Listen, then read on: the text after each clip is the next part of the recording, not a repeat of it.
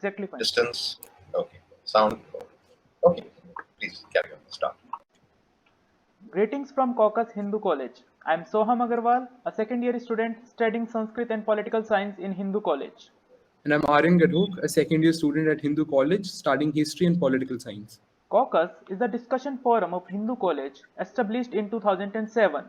We regularly write on the topics of national and international importance and also conduct group discussions about the same. We also converse with experts cutting across multiple dimensions of academia and publish The Probe, the monthly magazine of Caucus Hindu College. The Probe has released 8 editions till now and ninth edition is slated to be released soon. This interview cum discussion is also a part of the ninth edition of the probe. Today, to discuss about the situation in Afghanistan, we have someone who requires no introduction, former Indian diplomat Gautam Mukhopadhyay. Gautam Mukhopadhyay sir has been ambassador of India to Syria, Afghanistan and Myanmar. Sir, you were in Afghanistan from 2010 to 13 when Hamid Karzai was president, and much before that you were in the unique position of being the man who reopened the Indian embassy in Kabul as chargé d'affaires in November 2001. You are also widely regarded as a thinking diplomat, someone who has over many years written and spoken on a range of subjects related to India and its neighborhood. Sir, you have also worked in the United Nations headquarters in New York as a consultant on social development and have been a visiting scholar at the Carnegie Endowment for International Peace. We welcome you, sir, on the behalf of Caucus Hindu College and hope that this discussion would be enlightening not only for us but also for our audience. Sir. Thank you, Soham, and thank you, Caucus Hindu College. It's a pleasure to be here, and I'm delighted to join this discussion. Sir, to start with the situations in Afghanistan, my first question is, sir, recently the world has marked the 20th anniversary of the 9/11 attacks.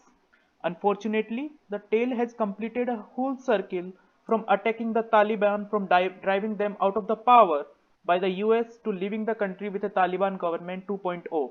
Sir, how do you perceive these 20 years of the USA in Afghanistan? Thank you, Soham.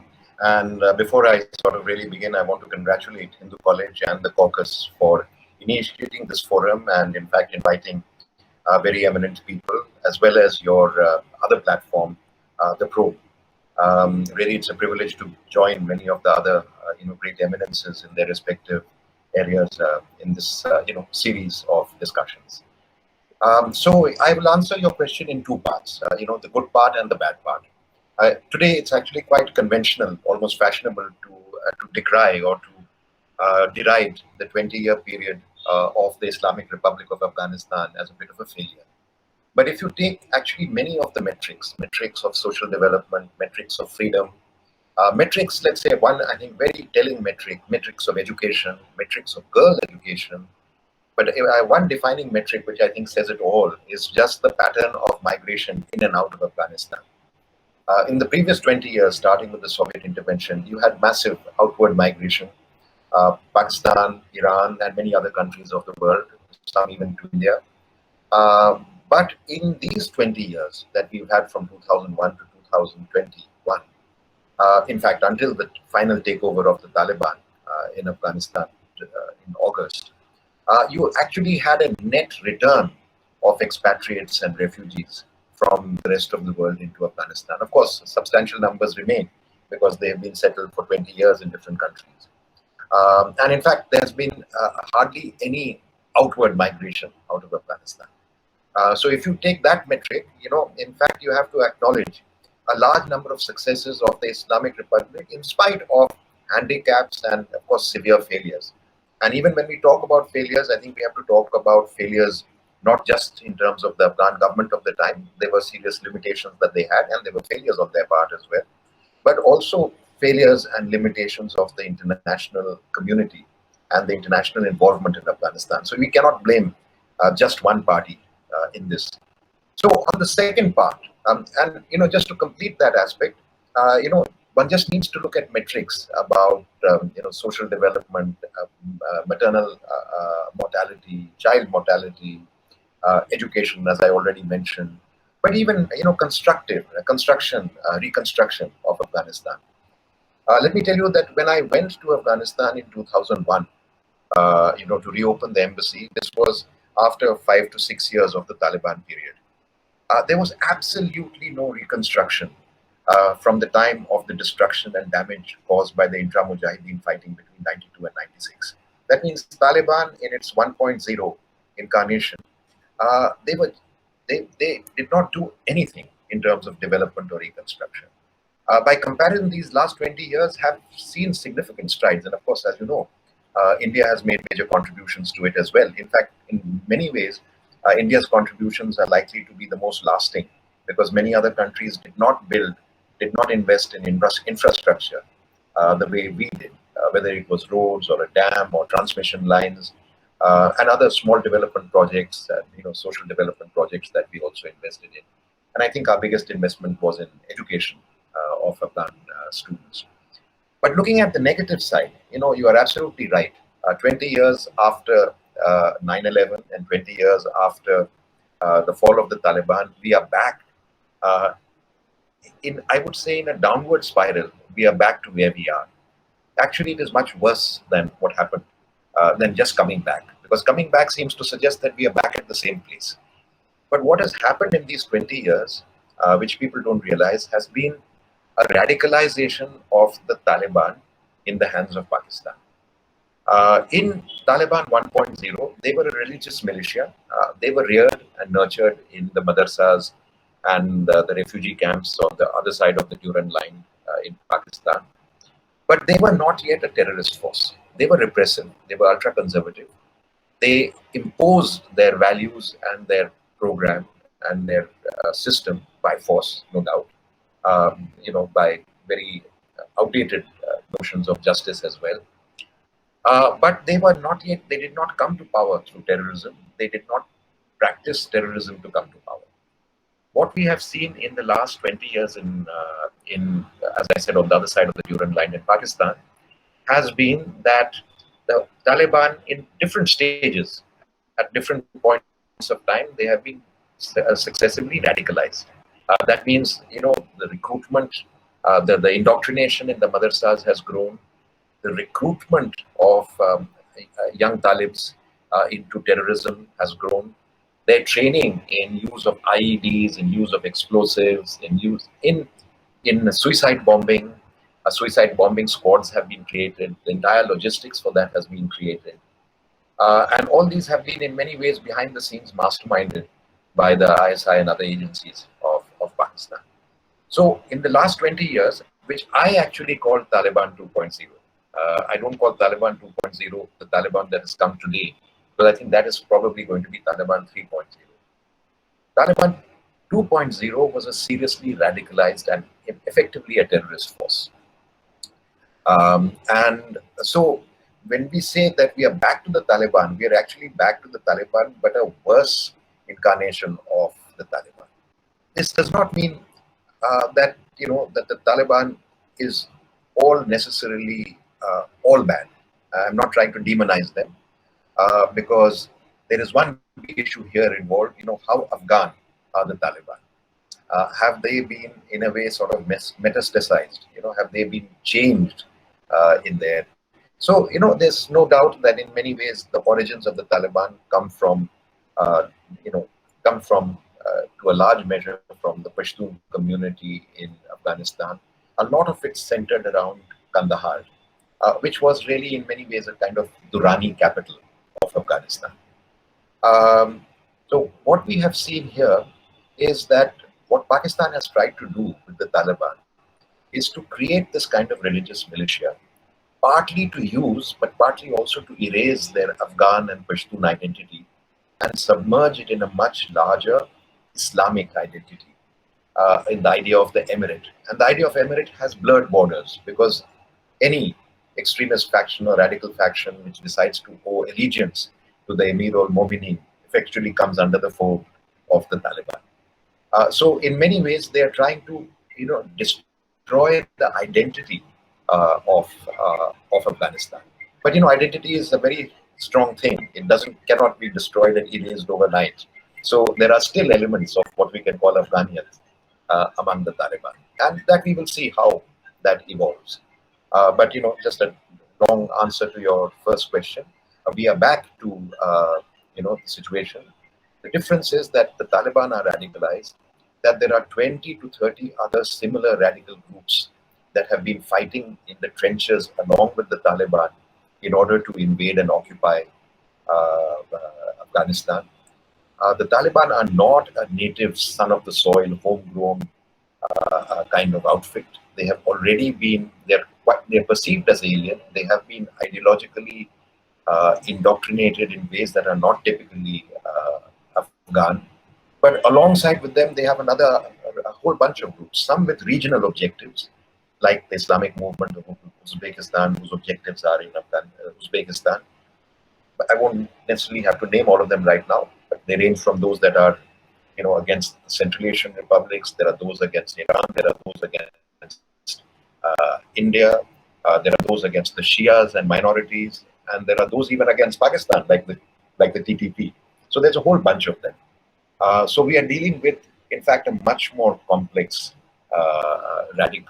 radicalized environment, which could easily turn outward. So far, their objective was to gain control of Afghanistan. And a lot of people consider this actually a Pakistani invasion and occupation of Afghanistan, not an Afghan invasion and occupation. But what next? And I think the fear is that the next would be an export of terrorism wider in the region. And there are also international terror groups involved. Al Qaeda is there, ISK is there.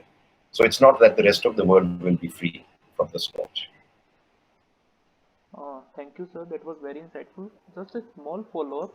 So, as you have mentioned, from Taliban 2.0 to Taliban 3.0, we are getting like a more radicalized form of Taliban.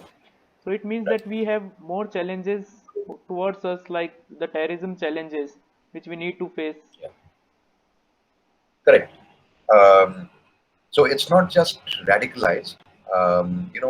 It is also a much more militant group. Taliban 1.0 was not particularly involved in export of Talibanism, or what we call that. Here also, they may not personally be. As an outfit, they may have no interest in Uzbekistan, but they are now blood brothers, having fought. They are intermarried to each other. They are cousins of a sort. So it will be very difficult for them to deny the safe haven to the other groups that they have benefited from in Pakistan all these last 20 years. So those associations will continue. They may not directly be involved. Many of the other groups will be involved. And among those other groups, as you know, there are very anti-Indian groups. There is the Lashkar-e-Toiba, there is the Jaish-e-Mohammed. While of course it's understandable that we should be focused on India, the reality is that what will happen in India will be part of a much larger phenomenon. And because Pakistan is behind them all, and Pakistan's priority will be India, so naturally we should expect that in achieving what Pakistan has achieved in the military takeover of Afghanistan by the Taliban with their help, their next India, and not necessarily only Jammu and Kashmir. Thank you, sir. That was very insightful. Thank you for your answer. Aryan? Second.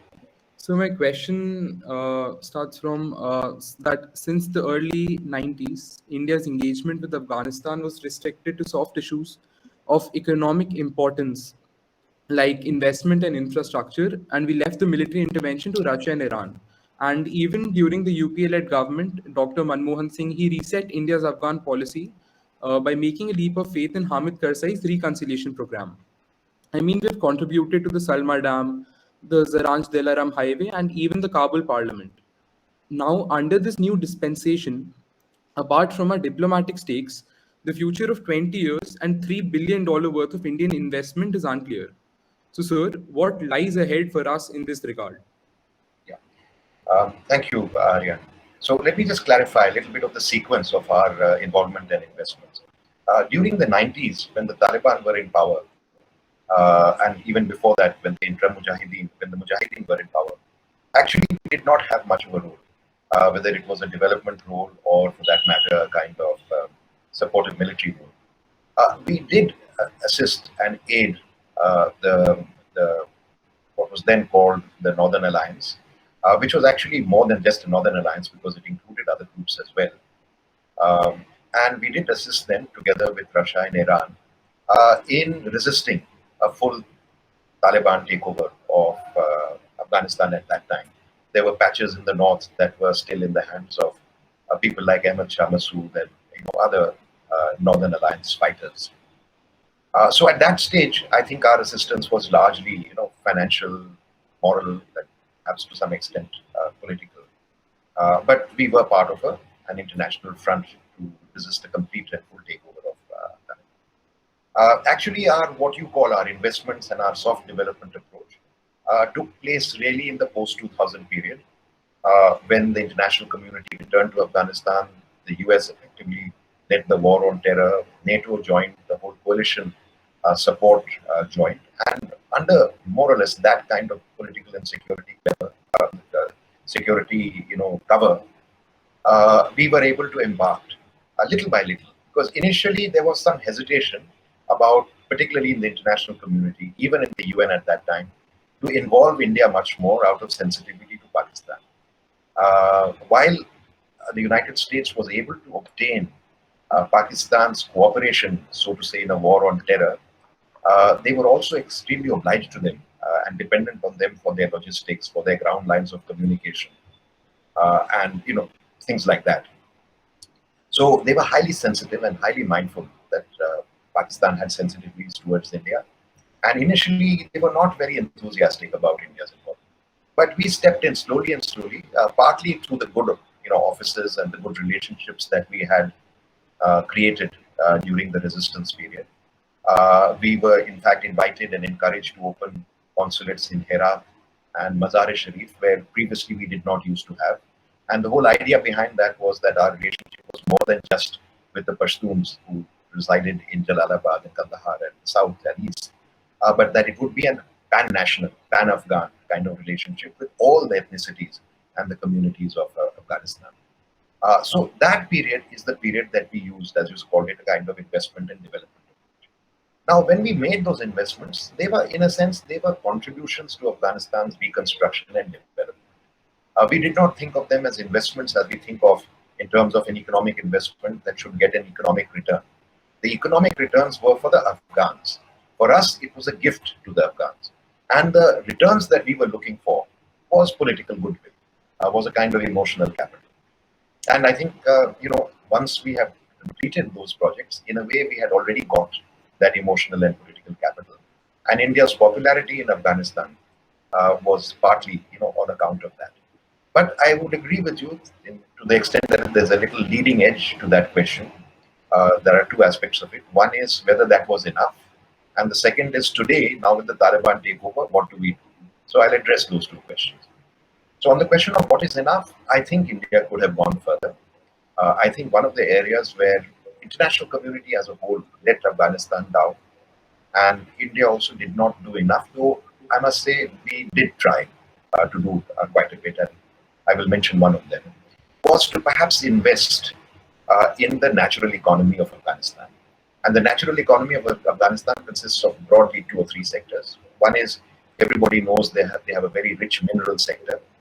The United States spent 20 years there, but it did not invest one penny in the mineral sector. Whereas if you had invested in the mineral sector, you would have generated the revenues from royalties, which would have helped the Afghan state be less dependent on international aid and assistance and be able to stand on its own feet.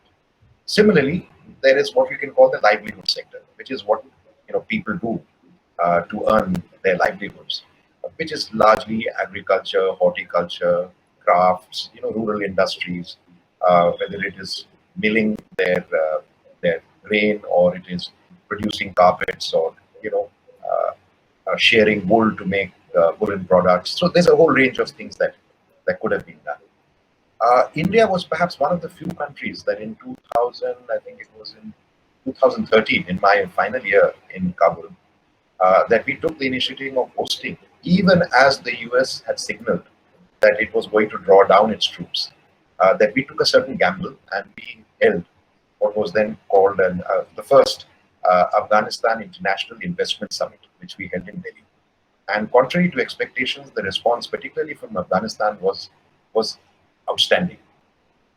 But again, some of those things that happened because the troops were pulling out, there was lack of confidence, perhaps even in our top-level leadership here, that we would be able to pull off investments in conditions of security. Though I personally always maintained that Afghans would be very good partners, that security is something that they would take upon themselves for the sake of our investments. So we did not pursue that line strongly enough. And of course, there are extenuating circumstances for that, I would say. But we did do, and we invested a lot in developing these air bridges, these air freight corridors, by starting freight flights from places like Kandahar and Kabul that basically cater to the Indian market, and the Indian market has been the biggest market for Afghanistan's products historically. It was because of that market that we had so many Pathans and Pashtuns settle down in parts of northern India. The Grand Trunk Road that was created by Sher Shah Suri was in a way a kind of link between the plains of India and the highlands of Afghanistan. And it was also a cultural connection. It was also a political connection with people like Badshah Khan, Khan Abdul Ghaffar Khan. Cultural connection, you see how deep the influence of the now naturalized Pathan community in India has been in film and music and many other cases.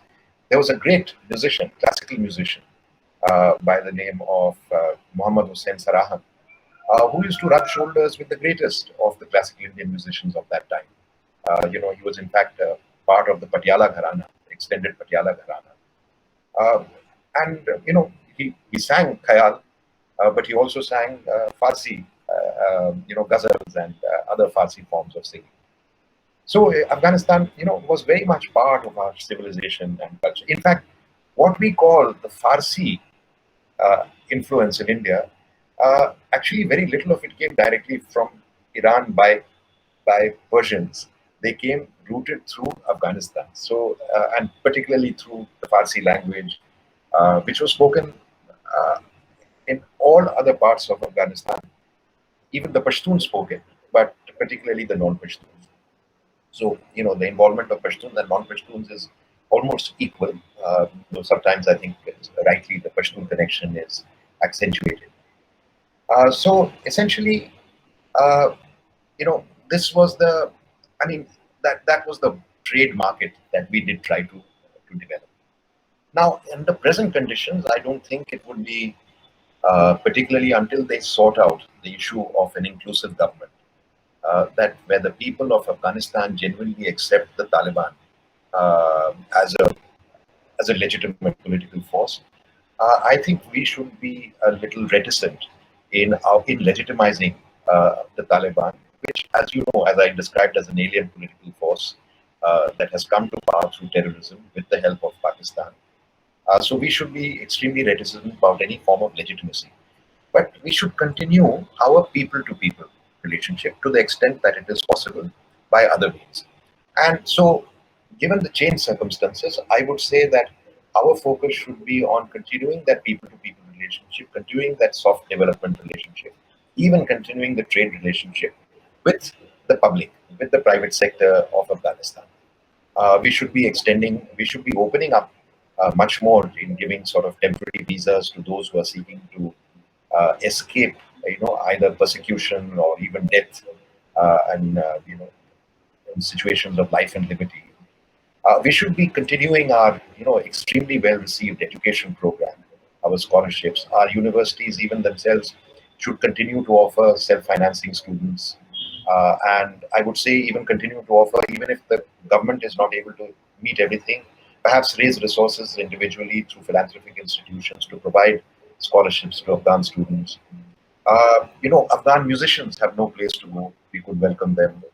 Afghan artists, civil society activists, women's rights activists have to go to other places. We could provide a hospitable soil for them. This doesn't mean that we take them as permanent refugees. It means that we take them temporary shelter.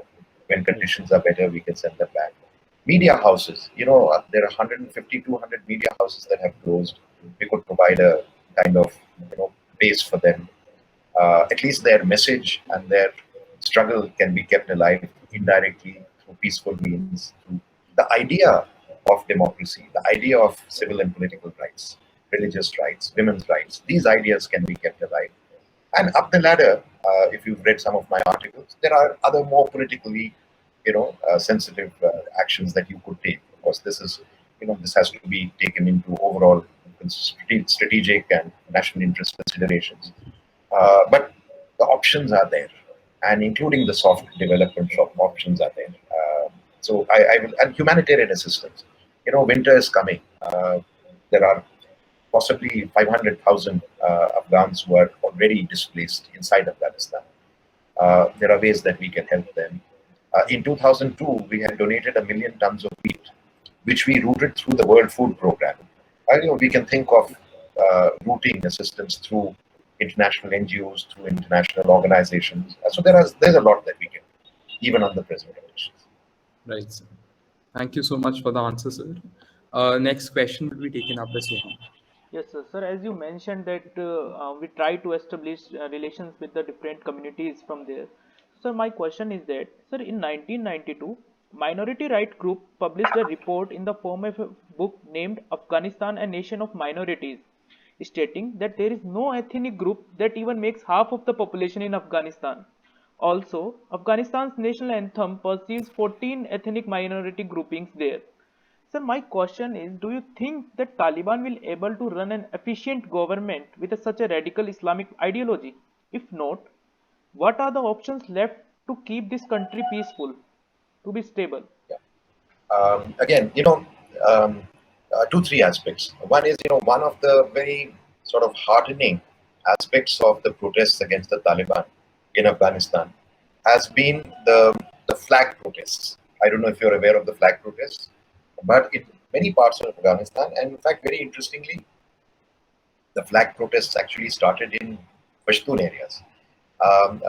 Protesters carried the national flag. In fact, on the occasion of the what would have been the 102nd Independence Day anniversary, even in Kabul, there was a procession that carried a huge, long Afghan flag, and the Afghan flag actually stands for the for the uh, uh, for the pluralism and the multiple ethnicities of Afghanistan, not just one ethnic group, the Pashtuns. So now it is also true that the Taliban over the last 20 years, particularly more recently, and now this is actually a thrust area of them, are trying to broaden their base from beyond the Pashtuns. Initially, it was with the Pashtuns, and then Pashtuns who were settled during Amir Abdul Rahman's time and later also in the north. So initially, they worked among the Pashtuns, but they have also been working to radicalize non-Pashtuns. And there are Tajiks and Uzbeks who have been radicalized by the IMU themselves. So they have been brought under the cover of the Taliban. Now, once again, I go back to 2001. I think I mentioned to you that there was absolutely no reconstruction in the 5 years, 6 years of the Taliban rule that time. Even the Gulf charities that established themselves there did not do any reconstruction. All that they were interested was in radicalizing, in influencing the nature of Islam in Afghanistan from the traditional, albeit conservative, kind of society that it was to a much more radical, militant, aggressively militant kind of society. I think one difference that we will see in Taliban this time is that they realize the value of investment, they realize the value of development, and that is why, in many respects, one of the key reasons why they have reached out to countries like China when they are seeking international legitimacy is to be able to be treated as a normal country and to be able to get some investments. But I would say that we should be even cautious about this because there is a Pakistani hand and possibly even a Chinese hand even behind this. Of late, you would have heard that the Pakistanis certainly beginning to talk a lot about geoeconomics. So Pakistan has always had this ambition to somehow sever or dilute Afghanistan's and particularly the Pashtuns' connections, ties with India, and swivel it and pivot it around and reorient it towards Central Asia. So this is also very much an interest of the Chinese. So even when they are talking about development, we have to be cautious about what they mean, whether they mean development in a traditional way or development in a way that is now rewritten towards Central Asia.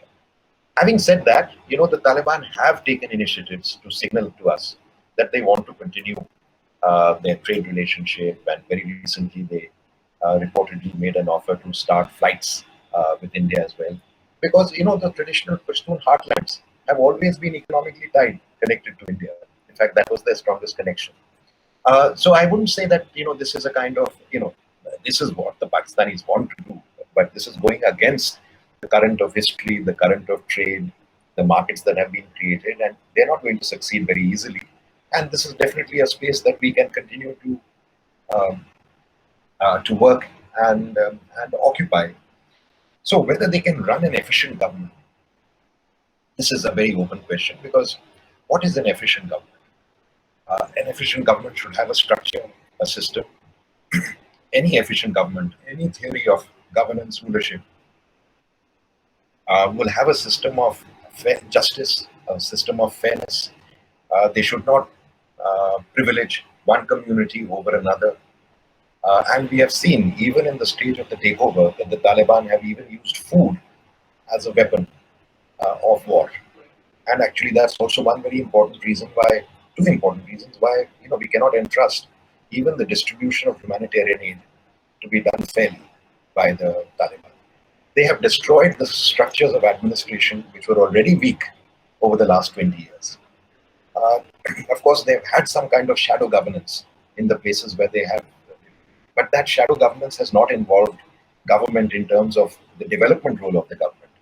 They have by and large involved, some measure of security perhaps, but more than that, the Taliban notion of justice, imposition of justice according to what they regard as a very extreme version of the interpretation of the Sharia, the Hadith, and the other sort of Islamic law in general. So I don't think presently they are very well capable of providing an efficient government. And again, to be able to do that, they will need Pakistan and maybe Chinese investment more and more. So even the idea of an efficient government will actually lead to greater and greater, I would say, Pakistani control over Afghanistan. That means Pakistan is going to make more influence on Taliban in future also. Yeah, well, this has always been Pakistan's intention, is to be able to really have to control Afghanistan, because they fear that an independent and united Afghanistan, which never recognized the Durand line, which is why I don't refer to it as a border, I refer to it as the other side of the Durand line. That a strong and united Afghanistan will somehow become a problem to Pakistan. And in the Pakistani, particularly the military mindset, since we have had some interactions with them, there's a tendency to think of Afghanistan. In fact, there's a very interesting story, so allow me to say that. To think of Afghanistan as just another Punjabi province, another Pakistani province, like another Suba. And they seem to, they don't seem to understand the irony when they object to Afghans having, more Indian consulates in Afghanistan, like 4 consulates that we had. That somehow that it is not their decision. It's an Afghan decision how many consulates they want or what kind of relationship that they want. So they want to really control and dictate things. It's a form of tutelage that they would like. If they can't have that tutelage, then they would rather have the house burnt. Keep the house burning, keep the pot boiling, keep it stirring, keep having instability. And, there's a narrative that they have tried to create over the last 40 years. That somehow it is Pakistan that has a natural relationship with Afghanistan and not India. Whereas in fact, India has had a 2000-year natural, historical, trade, cultural, even religious relationship with Afghanistan. So they are trying to erase those 2000 years and say, we have a natural right, natural claim, natural relationship with Afghanistan. And a lot of people whose interest in Afghanistan has only woken up with the Soviet intervention in 1979. They don't realize what was the depth of the relationship that we had with ex-King Zahir Shah. What was the relationship that we had during the British period when many Afghan rulers actually settled in India, in the context of the political instabilities of those days. forget the much deeper relationship that we have that goes back to the Mahabharata. It goes back to trade relationships, cultural relationships, civilizational relationships. So they try to erase all that. And our interest should be to keep up this people-to-people relationship that reminds and reasserts that historic relationship. That's why I'm a little disappointed in the very restrictive visa regime that we have adopted for Afghan people seeking shelter right now. Apparently, under on for reasons of security, but that is going to damage the people-to-people relationship, and that's a self-goal because we have created a huge emotional and political capital in Afghanistan through our development projects. But when it comes to life, liberty, safety, security, of the desire for freedom, then suddenly we are being touched, and that's a very negative message for Afghans. Like this may deteriorate the personal relations with. Absolutely, absolutely. We're actually playing to the Pakistani hands. This is exactly what Pakistan wants. Pakistan wants less and less of this and more of Pakistan. So if they don't come to India, where else will they go? But doesn't, sir, we have know that no government, no previous government also recognized the Durand line. So doesn't it Yeah. meant that it will increase the new government of Taliban will aggravate the ethnic separatism in Pakistan because it wants the international Yeah, legitimacy, no? yeah. Please complete. Please complete your last part. Like I was saying that new Taliban government will try to aggravate the ethnic separatism in Pakistan because no other government even recognize the Durand line, and also that they want to present themselves as a new government, new legitimized government in the front of Yeah. international community. So there are two things here. Of course, the Taliban also, they recognize their brethren on both sides. So they haven't really officially said anything. Even when Mullah Umar was alive and the Pakistanis approached Mullah Umar to formalize the Durand line, Mullah Umar scolded them and said, how can you talk about dividing brothers? So, what we've had actually over the last 70 years is a kind of soft border. And there were periods when the idea of a kind of Pashtunistan, uniting all the Pashtuns of Afghanistan and Pakistan, was a very live idea. But these are very touchy and controversial issues. I don't think the Taliban has ever spoken about Pashtunistan as such. What they, of course, would like to go back to is the soft borders that we had, that they had with Pakistan, which Pakistan is now trying to formalize by building the fence, make it effectively a de facto border that they can monitor.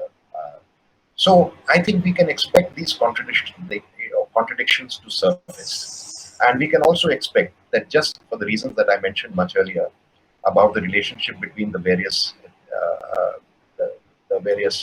uh, radical and extremist and in some cases terrorist groups, that the Afghan Taliban will not be able to sever their ties with the Taliban Pakistan.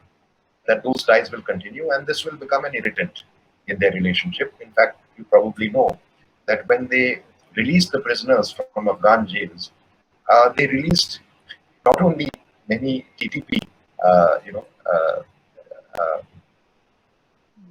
uh, members in the jail, but effectively also ISK, the Islamic State of Khorasan prisoners in Afghan jails. Very right, sir. Right. Thank you, sir. So now, circling to Pakistan, a founding member of the Taliban, in an interview, when asked about their relationship with the ISI, he referred to them as our powerful watchmen. Yeah. We've also seen pictures of Faiz Hamid, the ISI chief, standing in the Kabul hotel lobby, and also him being referred to as the kingmaker of Afghanistan. So, in light of these statements, what stake does the ISI have in the developments currently taking place in Afghanistan, keeping in mind that Pakistan has a tendency to use Islamist terror as an instrument of their foreign policy? Yeah. Ambassador, I think this is, yeah. Sorry, please sorry. carry on. The second part of my question is related to the working of the power sharing arrangement within the Taliban. On one side, you've got the Haqqanis involved. On the other side, you have the political moderates led by Mullah Baradar, the Pashtun side, and their respective ground level cadre. And also the various role that is played by the various splinter groups like the ISK, the Tehreek-e-Taliban, that are trying to gain ground by filling the power vacuum. Okay. I want to just ask you once again. Can we have a 5-second pause? Sure. I need to. Yeah. I just need to. I'll just switch off the camera for a moment. I just need to fix my charger on my computer because I'm seeing that it's down to 14%. Oh, sure, sir. Sure. Sure.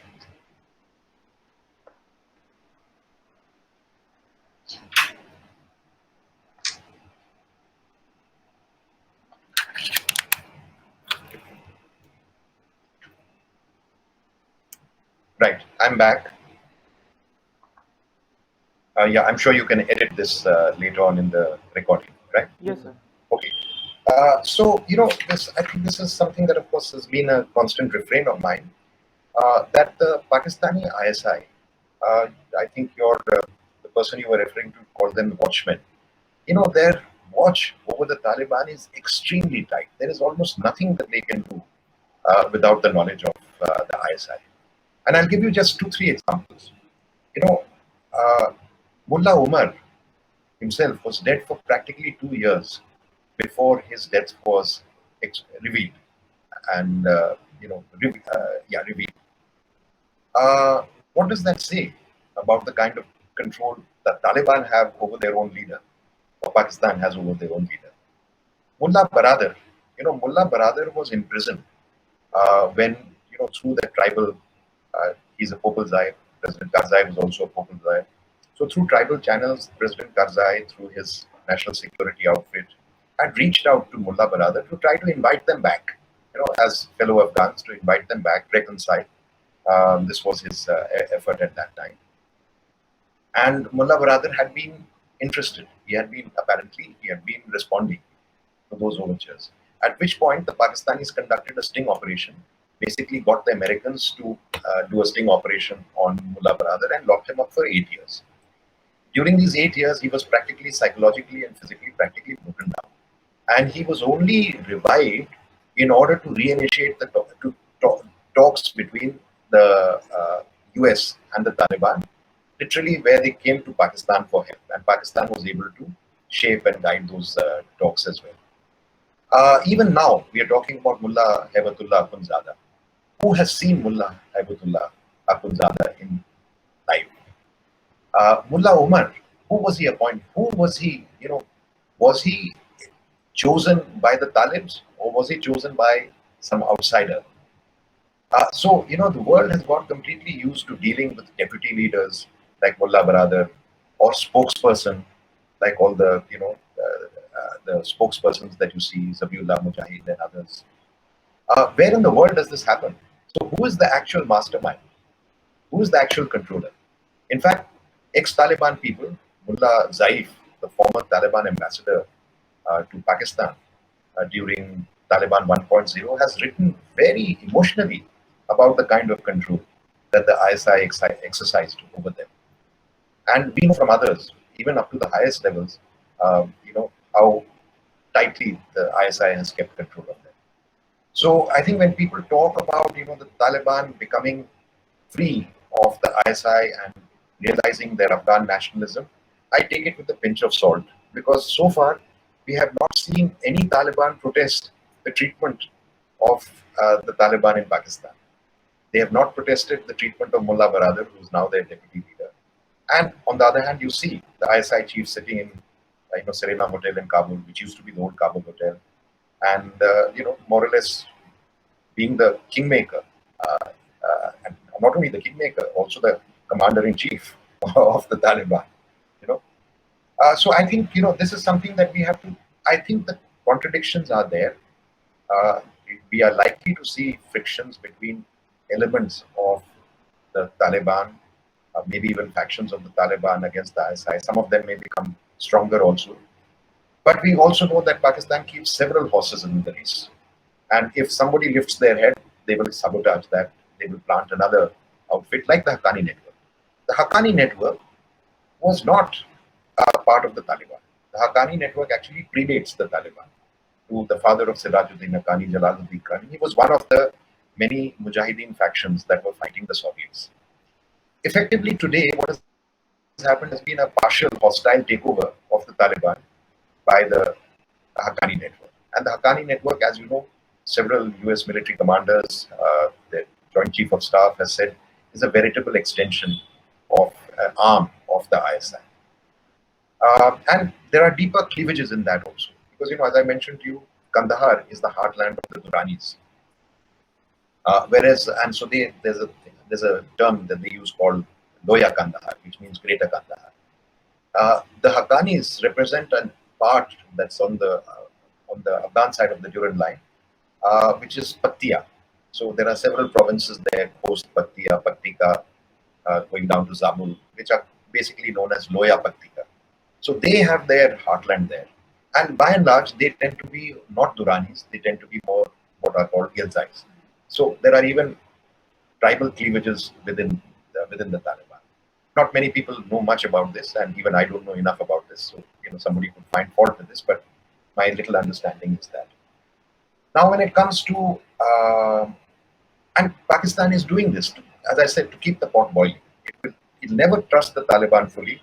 It will always fear, like the Mujahideen, like Ahmad Shah Massoud and others, that once they come to power, they will try to shake off their dependence on the ISI and become independent and anti-Pakistan.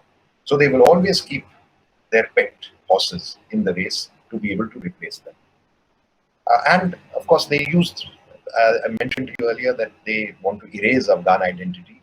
So they will, accentuate the Islamic identity. They will discredit, even suppose, let's say, talking about an inclusive government, you get some of the ethnic leaders, current ethnic leaders, into the inclusive government. Effectively, they'll be delegitimizing and discrediting their own leadership in the ethnicities that are involved. And out of that alienation, out of that discrediting, out of that disaffection, they will use that to radicalize them as well into the idea of the emirate and more extremist philosophy. So the power sharing that we are seeing today is really what I talked about, a partial hostile takeover. The ISI, or broadly I mean the Pakistani establishment, does not even fully trust their own creation, the Taliban, and particularly the Kandahar-based Taliban. So they are just waiting. And if you see the interim government that they made, which they recently expanded, it includes that actually it's an uneasy balance between the Haqqani and the Kandahar group, what is called the Quetta Shura in exile. And in fact, increasingly the feeling is that the Quetta Shura is being downplayed and the Haqqani network is being given a higher profile. The Haqqani network, incidentally, has a much stronger base in the Kabul area, in the northern areas also. So that also, contributes to that. So we are seeing, what we will see in the coming days is that these contradictions will start. Contradictions within the Taliban, contradictions between elements of the Taliban and the ISI. We will see contradictions between the Taliban as a whole and the ISK, which have somewhat separate agendas. Partly it's a turf war issue, but basically what happens is that as there is dissatisfaction in the Taliban with some of the compromises that are made, the more radical elements, both from the TTP as well as the LET, from all these groups, the radical elements tend to gravitate to the ISK. But the Haqqani network has also been known to have links with the ISK. Many of the acts have been, they've been collaborative acts. There is documented evidence to show that there are links between the ISI and the LET and the LET and the ISK. So, there are all kinds of threads that, while they are fighting with each other, there are also threads that tie them together. So what we are likely to see is a very messy picture. And this is only within the extremist outfits. There is also a popular resistance that might grow. There may be problems within the popular resistance that might grow also. We should also consider all those things. North-South, Pashtun, non-Pashtun, kind of fault lines that can be aggravated. Doesn't mean that the worst case scenario will take place. But, as people who are analyzing and looking at the future and seeing what to do, you have to consider various scenarios. So we will see, I think, those contradictions. And those contradictions don't spell a period of stability for Afghanistan. In fact, it's much more unstable, I would say, than the 92-96 period. when they fought the Soviets. I hope that answers your question. Right, sir. Thank you so much, sir. So the next question will be taken up by Suhan. Yes, sir. Sir, my question is, sir, as we know, there is a Cold War that has been going on between the two prominent powers of Middle East, that is Saudi Arabia and Iran.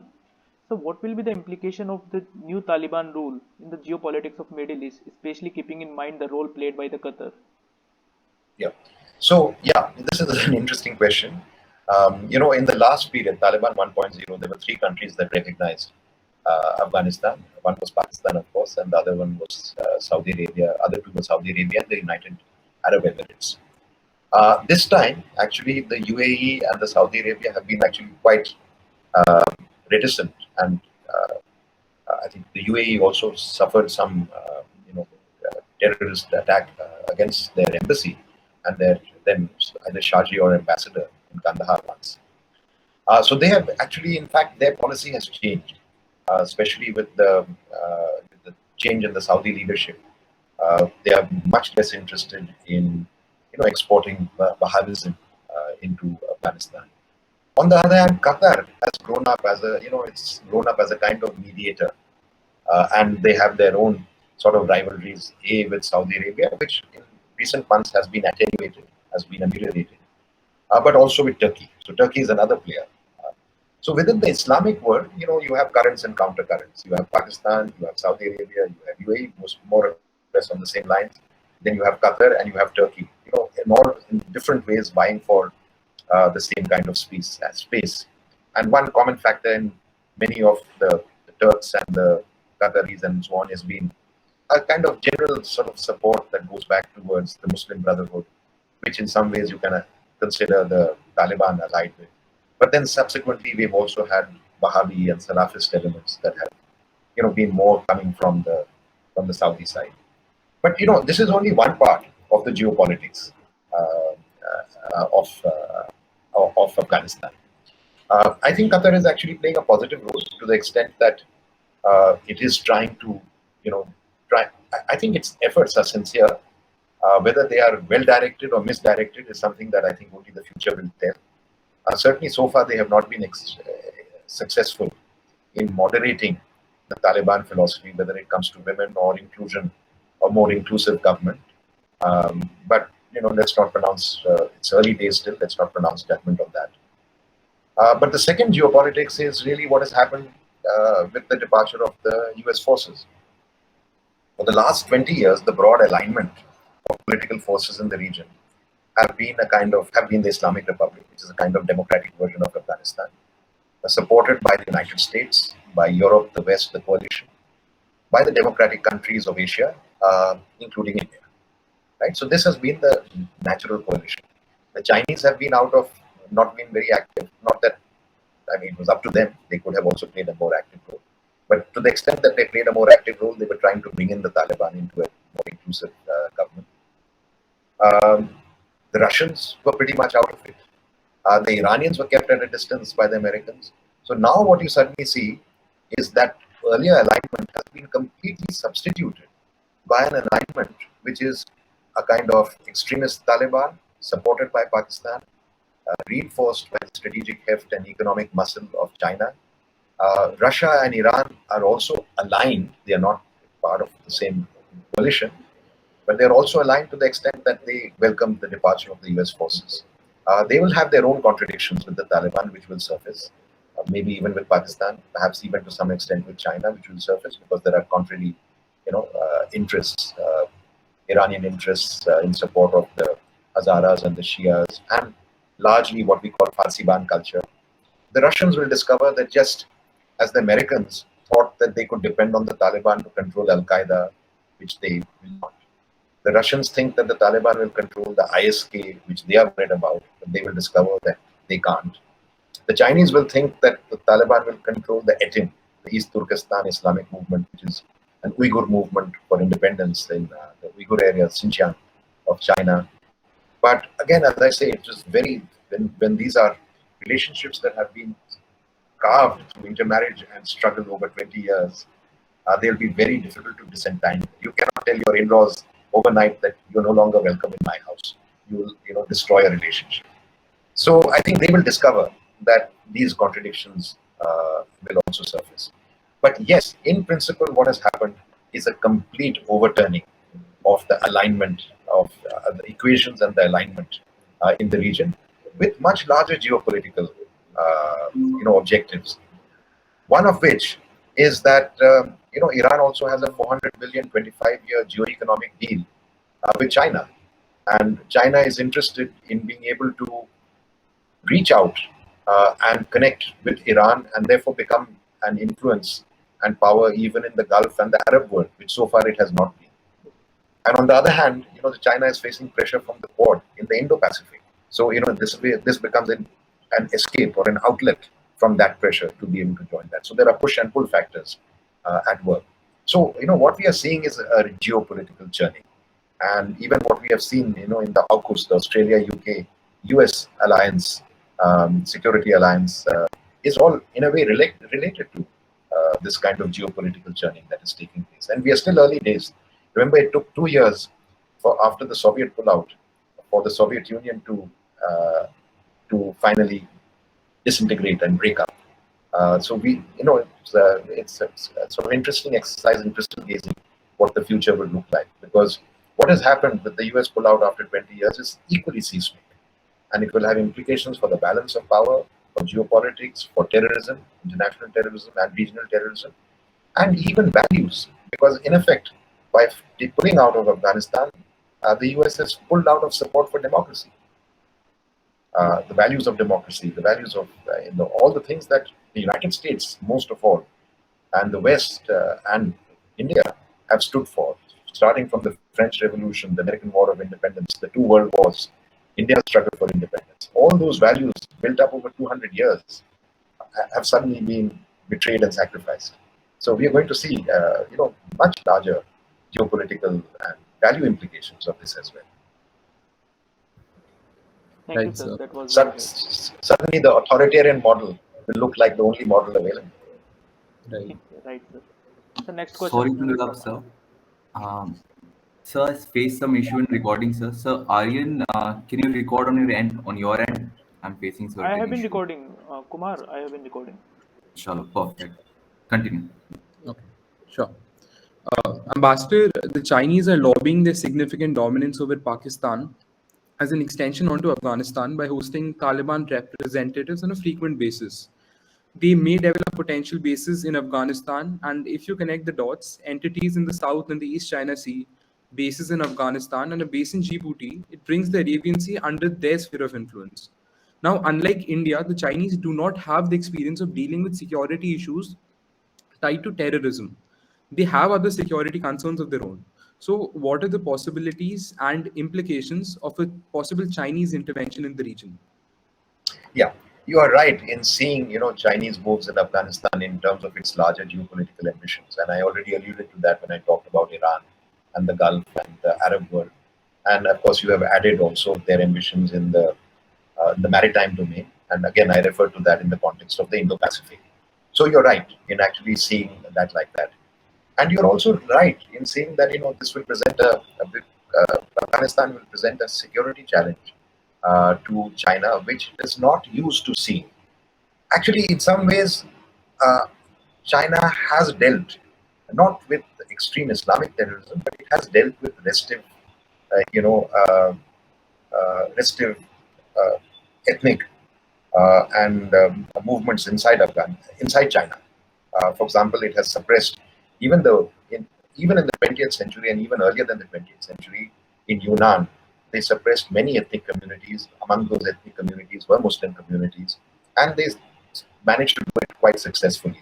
They have managed to sinicize or Hanize many of the communities that have been there or marginalize them in various ways. You see that they are doing the same, and they have almost succeeded in doing, to some extent, they have succeeded in doing that in Tibet. And you know what they are doing now in Xinjiang. They have done similar things in Mongolia. So, at the kind of hubris that China has, maybe it feels at one level that it can, so far it's been within the boundaries of sovereign China.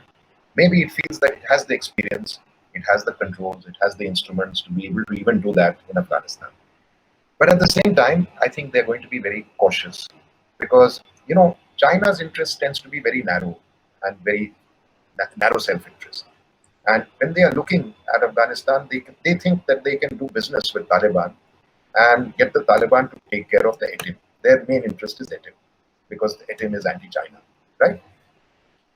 But once they step onto ATIM, if they really want stability, they will realize that ATIM is only one of 20 to 30 organizations, and they will have to take a call whether they want to stabilize, whether the Taliban will be willing to stabilize those 30, neutralize those 20 to 30 organizations, whether China wants to get into the business of stabilizing Afghanistan, where Soviet Union, where United States has failed. And my own feeling is that at that point, it will, it's tempted to occupy the ceded space, the space ceded by the United States and Afghanistan, and stretch out towards the Arab world and the Gulf and Central Asia, and generally connect through the BRI and through its strategic moves all over the world, the seas as well as continental Asia.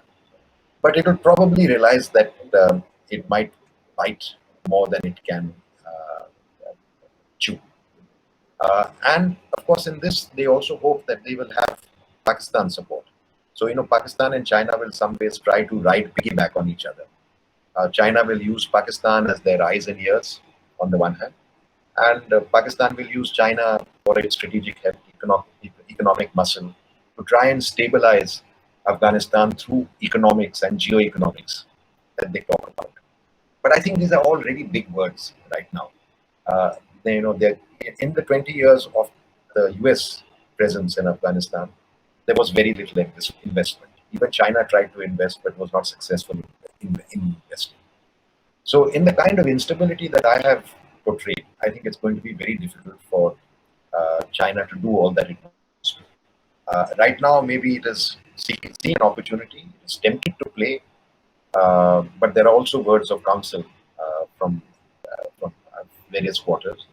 And we'll have to watch this space to see really how far this moves. I think China will be very careful about intervention, since you used the word intervention, because China so far has not been expeditionary.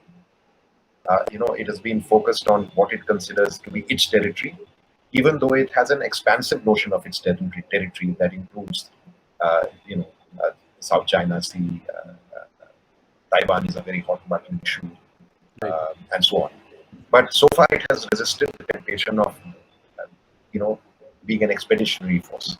So I think it will be cautious on that. Right, sir. So the next question will be taken by Soham. I think I took that question. That was the last question. Okay. So, sir, we'll be moving on to the last question. Ambassador, Central South Asia is currently undergoing a realignment in geopolitical ties, as you mentioned. Now, I believe that a nation's foreign policy is a result of the interaction between its domestic needs and the ecosystem in which it resides. I want to know that, according to you, what immediate response can India take on the current Afghan crisis? Should India take the route of realism and engage with the Taliban, or should we engage through multilateral platforms like you mentioned, like the UNAMA, the UNSC, the Quad, or should India maintain its strategic silence on the issue? Yeah, I think it will have to be a kind of mix of all three. Realism, by the way, realism as a concept always revolves around, power, who controls power. Right. But I think realism is a very flexible concept. Let's say if you look at the whole sort of spectrum of isms relating to international relations, you can have everything from moralism and idealism on the one hand to what can be called pragmatism or realism. And then where is the line between realism and opportunism and cynicism? So I think you need to weigh everything else. And something that I would say is an alternative kind of source of power, an alternative model of realism, is also what the people feel. Because one idea of power is that we have the force, we have the military power to be able to impose our will. But there is also people power.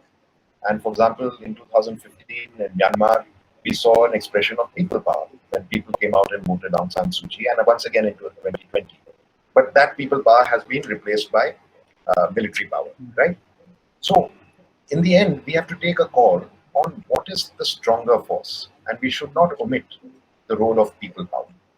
So, even in Afghanistan, we are dealing with, you know, a regime that has taken over power militarily because of weaknesses in the Afghan security and political system and economic system, which, as I said, was really, very largely a function of the US intervention. Uh, and I'll come back to that point because I think it's an important point. But you still have a sense that the majority of Afghans are against the Taliban, and that there will be some form of either passive or over a period of time active resistance, and that today's losers may be tomorrow's victors, right? So I would say that realism can be seen in the short term and the long term as well. So should you play the short term game? Should you play the long term game? Should you play the opportunist game? Should you play the cynical game? Or should you play a game that is based on actual interests and values? Do we have common interests and common values with the Taliban, or do we have it with a democratic, free Afghanistan? So I think these are things that you as students, we as analysts and policymakers in the government, we need to think beyond the immediate. We need to think in larger terms that are involved. And so separately, I have talked about, because we should keep our people-to-people relationship alive, we may have to accept a kind of minimal degree of engagement. For example, today, if we were to start flights involve security. It involves some interaction with the Directorate General of Civil Aviation or the Ministry of Civil Aviation. So we should look at our interests from that point of view. That if we are interested in people-to-people relationships, if we want to help them for humanitarian assistance, if there is a limited space that we need to carve out for ourselves, short of legitimizing a military takeover and a military takeover through the use of terrorism by a third country, there are three issues involved there. Then we should minimize that, and we should try and maximize whatever space we can have. And we don't have to do everything in Afghanistan. There's a lot that we can do in India or even in third countries. So you have a lot of instruments that are there. But I would say that our long-term loyalty should remain with those that we share values with, and that we also have to believe that we'll have the people power to somehow return in some form. So in a way, the choice that we have to take is Afghanistan going to be permanently under a dictatorship, or will people power reassert itself? Is it possible for a country to remain permanently under control of another, of a radical outfit, extremist force? And that's where the lesson of China comes, because China has shown that one-party rule can be sustained. What Russia could not sustain, what the Soviet Union could not sustain, China appears as an attractive model because it's showing that it is possible for one-party rule to remain in power and be even strong and get stronger and stronger over the period of time. So I think, there are very large, very serious issues that we need to ponder. Do we feel that the authoritarian model is going to be the dominant model in the next 200 years, just as we had the democratic model in the last 200 years? And is that what people want? Can it be achieved even with the help of artificial intelligence, the kind of surveillance system, all that we have acquired of late? Can we do it? I would still put my bets on power in 5 years. I think they lost and the democracy gained for 20 years. Who knows how long they will last this time? I was with an Afghan leader yesterday who said it will be shorter this time.